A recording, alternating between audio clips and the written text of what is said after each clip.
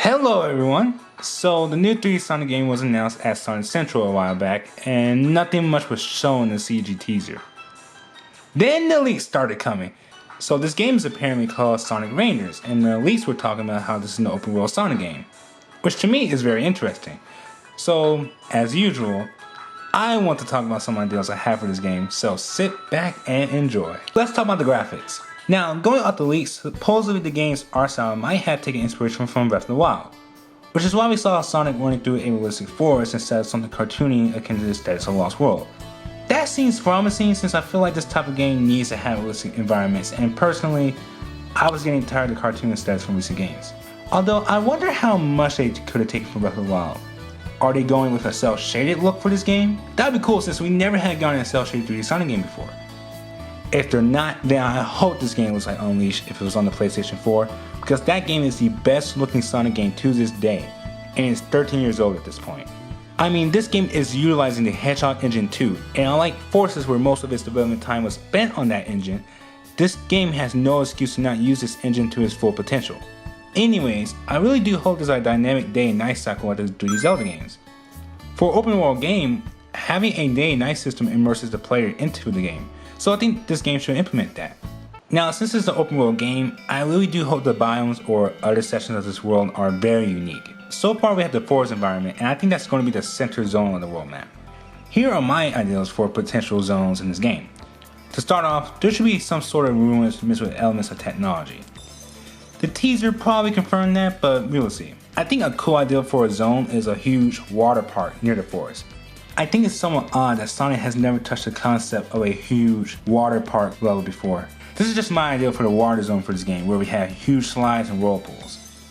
Moving on, I would love to see a ginormous haunted castle filled with ghosts. Think like an open world version of Cryptic Castle from Shadow the Hedgehog. We don't usually have many Halloween themed worlds in Sonic games nowadays, so it'd be nice to have another go at it. I would love to see a junkyard zone full of Eggman's old scrapped Batnet designs, and they look messed up, something like the recent IDW comics. I also love to see a ski lodge on top of snowy mountains, and this place could potentially be the most popular zone in the game, because players would definitely want to run up and down the mountains. Last zone idea I have is a dystopian Tokyo themed city based in the desert.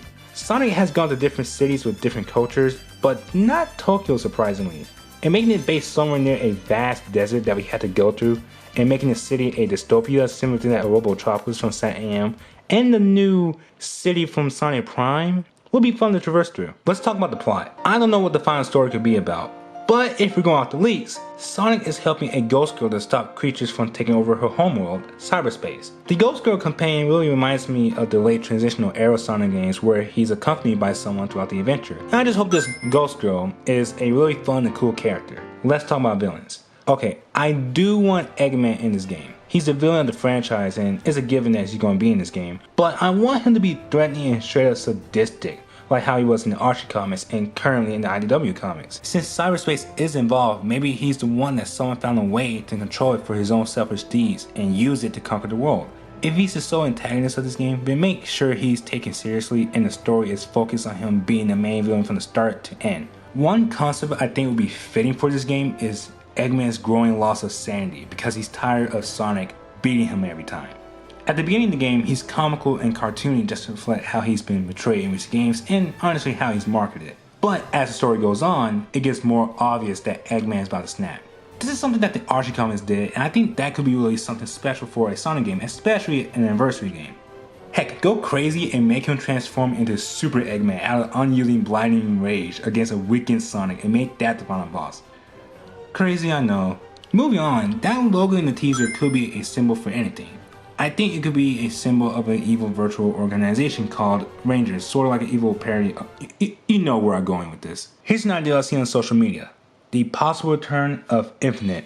I think that's a phenomenal idea since cyberspace, or maybe in this case, no space, could be involved in the story, and those purple cues we saw in Sonic in the teaser might imply that. Yes, he's one of these popular Sonic villains due to how he's written in Forces, but honestly, this game could make him a much better villain if he's in it. Hey, if they can return Zavok and the Deadly Six so many times and make them better villains in the comics, then Infinite definitely deserves a second chance. Here are my ideas if he's in the game. I want him to be a tragic villain. What I mean by that is he's struggling to stay in control of his body from the Phantom Ruby, going off how he was forced to leave by it at the end of his fight with Sonic and the custom hero and forces. In a way, made the Phantom Ruby a parasitic host to Infinite. Maybe the Phantom Ruby is so unstable that Eggman made a cyborg suit for Infinite just for him to somewhat quote-unquote contain himself. As the story goes on, the Phantom Ruby gains more control in Infinite, especially the way he talks. For example, if Infinite is talking on his own, he sounds normal. You may call me Infinite. But if the Phantom Ruby is in control, he sounds like the Phantom clone of Omega from the episode Shadow. Besides that, in terms of power, since the Ruby is probably much stronger now, at least trying to make good use of those illusions just to screw with Sonic's mind. You can take heavy inspiration from Mysterio and how he uses his powers. Just straight up mind screws, and potentially these can make some good action scenes and good boss fights. Now that was my fan fiction. Anyways, what this game needs is competent writing, and I hope that the story is somewhat lighthearted, mixed with seriousness like Unleashing Black Knight. Now, the leak says that the bosses are spread across the world. My main prediction is that they're probably mid-bosses, since I really can't see them being big bosses if the leakers were playing a test demo. I want the bosses to have different playstyles. I don't really want them to just have a simple boost and homing attack in the bosses like recent games. Have some bosses where you have to fight them in the arena, have some bosses that involve platforming, or have some fights where it's like a stage. The stage fight could be something in the forest era of the game where Sonic is running up this huge mechanical tree controlled by Eggman. Think of Megalith from Super Mario Galaxy. For story-driven fights, I love to see inspiration taken from the bosses from the PS4 Spider-Man games where they are very cinematic. For example, if Infinite is in this game, you could be really creative with his illusions. There are fan animations that show that Infinite has potential. In a fight, one last idea for a boss is the return of Neo Metal Sonic where we fight him in the dystopian city. It's a race in a fist fight with him before going to an arena-esque fight above the skyline where he transforms into Metal Overlord. The reason why I want Neo Metal Sonic to return is because he's my favorite incarnation of Metal Sonic, and I want Ryan Drummond to come back as the voice of Metal Sonic. That would be a great way to pay tribute to that era of Sonic games. The final boss should not be a repeat of Clever's final boss. It was epic the first time around, but I don't want that to be repeated a fourth time. I really hope the final boss is original and challenging again. Now, it's been a while since we have a good amount of playable characters in a 3D Sonic game. For me, I want Sonic, Tails, and Knuckles to be playable, and specifically, I want all their gameplay to be like their Adventure 1 counterparts, but polished for modern times. However, I honestly see Sonic being the only playable character due to that this is Sonic Team's first attempt at an open world game, and we want to be safe with that, which I understand. But it will be cool if Tails and Knuckles are DLC. Maybe even Shadow. At least let us play as Tails in the tornado if we want to fly around the world. Maybe if we decided that we're done playing with the tornado, we can either land it or jump off of it to skydive to any place in the world. So this is Sonic Team's first attempt at the open world Sonic game, which is very interesting. The leak said there are heavy inspiration from Breath of the Wild, one of the biggest games of this generation. So this game could be the most ambitious Sonic game since 06. Wow. Since this game is open world, I want Sonic's gameplay to be momentum-like akin to the adventure games. I feel like that's the best way to do an open world Sonic game so that we can focus on exploration. People have been asking for that style of gameplay to return for years. I think it deserves another chance. When it comes to progression, I really think it would be better if the other zones are not accessible at first and you have to unlock them. For example, think of Super Mario 3D World plus Bowser's Fury on how that game progresses. In terms of level design, I really hope that each zone is expansive and creative like Sonic Utopia. Apparently there are some puzzles and challenges in this game. I think that is really interesting and great to expand upon the game. It's not the first time for a Sonic game since Generations sorta had something like that. I just hope these challenges are well thought out and implement Sonic's speed. Maybe there are some side quests by talking to potential NPCs, hopefully humans and Anthros, and by completing these quests, you are rewarded ESP. Speaking about ESP, this game supposedly has a skill tree. I think that would be great if executed well. Sonic's new move that he did in the teaser is called the spin cycle, and how to describe reminded me of this.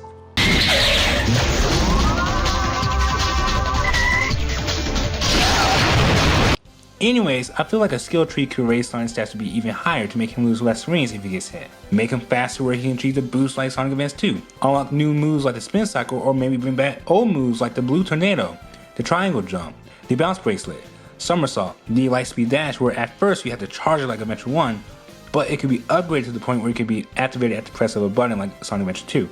Bring back the parkour system from Sonic Lost World for better traversal, or introduce the drop dash in a 3D Sonic game. I feel like the skill tree has a huge amount of potential. Now let's move on to the cyberspace levels. So the leak said that the cyberspace levels were like generations, most likely implying that the game's cyberspace levels are boost stages, which is cool. First off, I think it'd be cool to reference Sonic CD where to get to the boost stages, you had to be going super fast to teleport into cyberspace. I hope that the level design is great and complements the boosts like Generations, and the levels do last long enough to leave an impression like Unleashed and Generations. Hopefully the stages are much more open with alternate pathways like Generations, and in return, the levels are very challenging. If there's one last thing I should talk about gameplay, it's the difficulty. I'm just saying this as a response to what Sonic Colors Ultimate, how they make it one of the easiest Sonic games even more easier. I just feel like for an open world game, it should be difficult. Not unfair, just challenging. That's all I got for gameplay, and I really hope that is executed well. Now, this game has taken inspiration from Breath of the Wild, and I wondered if the sound director, assuming Tomoyo Otani is back, took inspiration from that game's ambience atmospheric soundtrack. Sonic hasn't done much atmospheric music since he's usually associated with rock.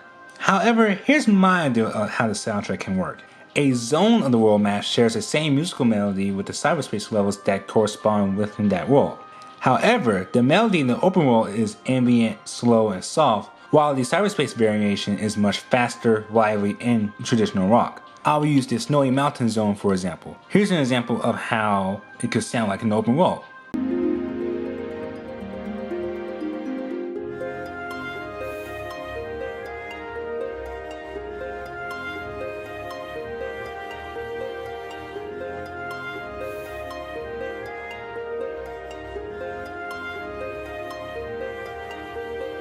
Here's what it could sound like in the cyberspace level.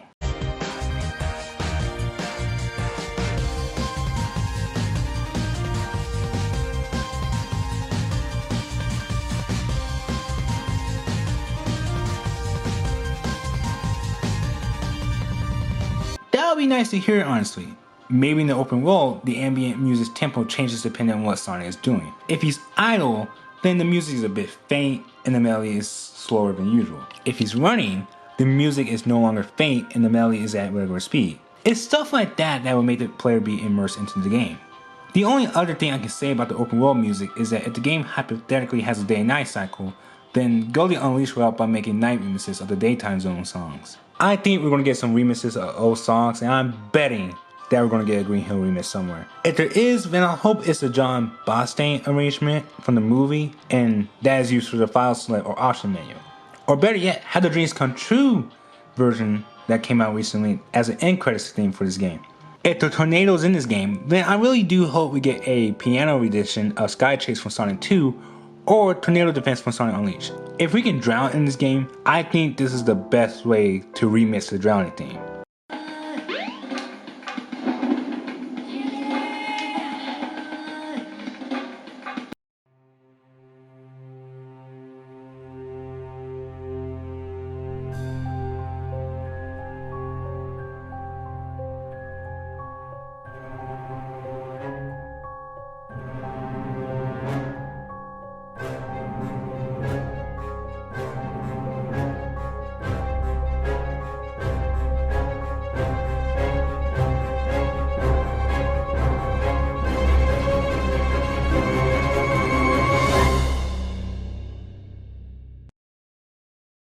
One song I would love to see remixed is if there was a zone for Eggman's base and a cyberspace level for it. I would love if one section of the level, the music is an orchestral rock remix of Crank the Heat Up from Sonic Adventure. I got the idea from how many times Nintendo remixed Bowser's Road, and to remix the final Eggman level song from the first 3D Sonic game would be great to hear.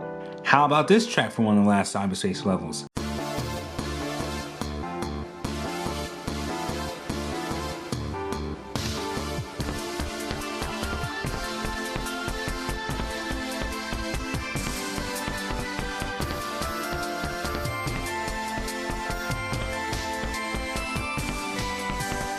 I think this track would be extremely fitting for one of the last levels in the game, and it's a great song that sadly has never been used officially. What this game needs is an orchestral theme like World Adventure from Sonic Unleashed, or even Wonder World from Sonic Lost World. That is something I feel like the soundtrack needs since it's an open world game and we're supposed to go on a big adventure, so make us feel like we're going on a big adventure. Along with that, I hope Crush 40 comes back to do the main vocal theme.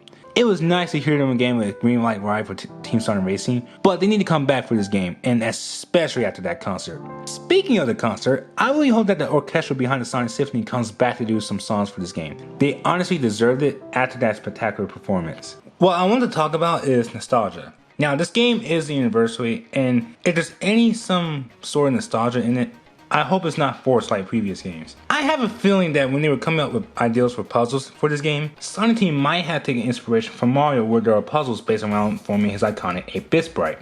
I wouldn't be surprised if there was a puzzle where we had to form Sonic's 16-bit sprite, and honestly, I wouldn't mind that. Maybe in the Ruin Zone, have Sonic mention past Ruin-esque levels like Lost World or Pyramid Cave. Just deep cut references to past game is good enough. No Green Hill or Chemical Plant, please. In the open world, there should be landmarks that we can visit, like Tails' Workshop or the Chaos headquarters. I would love to visit Resort Island from Sonic R, and maybe there's a challenge where you race against the time. Furthermore, I want there to be places where you can see Angel Island and Little Planet in the sky. Even better, at night, how about we see the moon, but the other half is still destroyed from Sonic Adventure 2.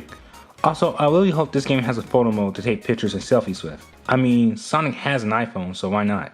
Taking notes from the PS4 Spider-Man games, can we have a social media parody in this game? Okay, let me explain.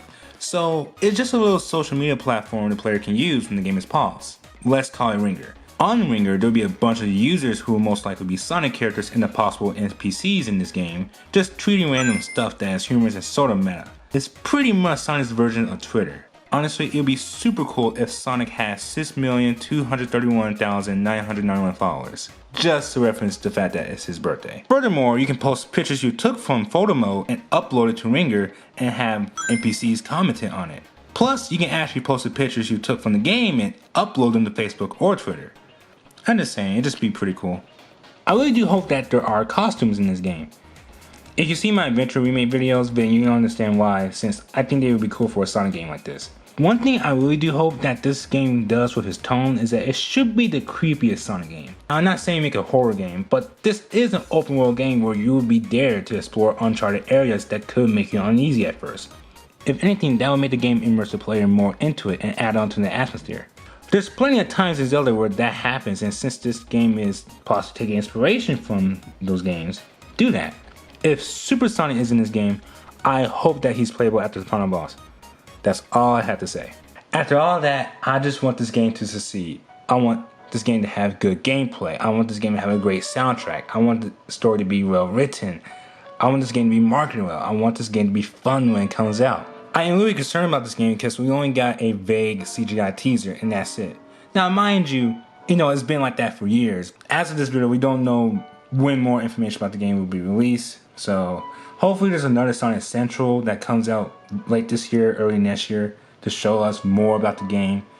I can't say the game is doomed. I am concerned in the fact that this game is being developed by a team that is not familiar with open worlds, and the last game is known for being very automated, and the majority of its level design is straight pathways. I know that I'm doubting their efforts when they have shown that they can make a comeback in just 2 years. I'm just being realistic of where we at now. Now, am I saying this game is doomed? No.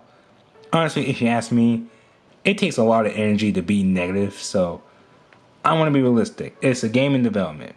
I just want this game to be good. That's all I want. At worst, I just hope this game is a 7, a solid 7, and at best, maybe a 9.5. I feel like Sonic deserves to have top tier games of the year. He honestly deserves it. Okay, that's my wish list, and Sonic Team, good luck. Thank you guys so much for watching. I'll see you next time. Oh, by the way, the game automatically becomes a 10 out of 10 if you can pet the robotic dog. I'm just saying.